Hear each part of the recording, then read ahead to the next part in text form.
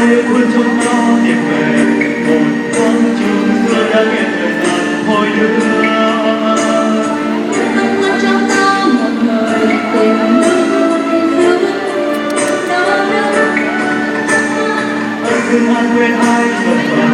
buồn cánh buồn rồi khi ta chẳng không nhớ.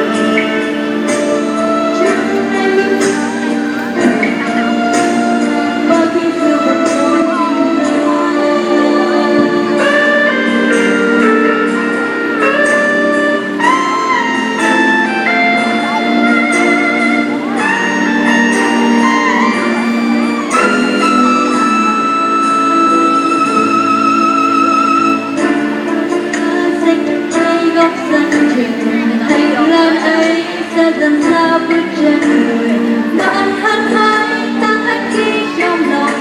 những mơ hồng Đường vốn chưa kịp đi đã ơi ngày hoa thắm chưa kịp trao tay một lần ý niệm đó trong chiều mưa tàn trường hai đứa chung trường sau nghe mất mưa bao nhiêu bước chân ta đi về một thoáng giây mưa đang nghe lời vang hai đứa như cơn cuốn trong ta một thời tìm ngày xưa mưa người ta nhau nữa phải người ta quên ai dần dần buồn vẫy buồn rơi khi ta chờ người không đến chẳng còn ngày miền Nam đã còn mơ khi giờ một mối tình mơ.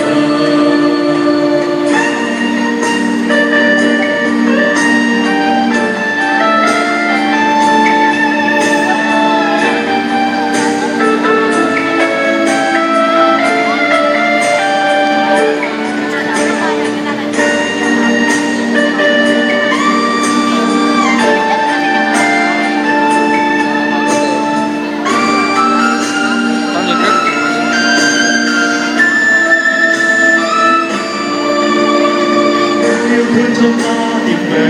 một thoáng chuông xưa đã nghe lòng vang thôi đưa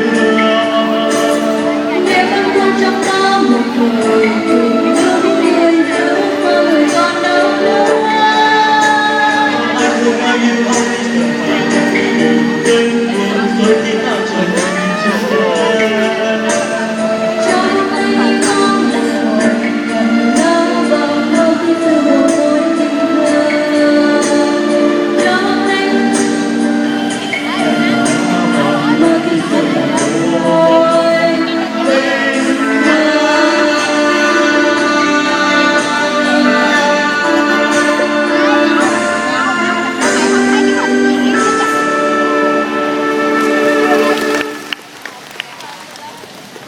Zero snap.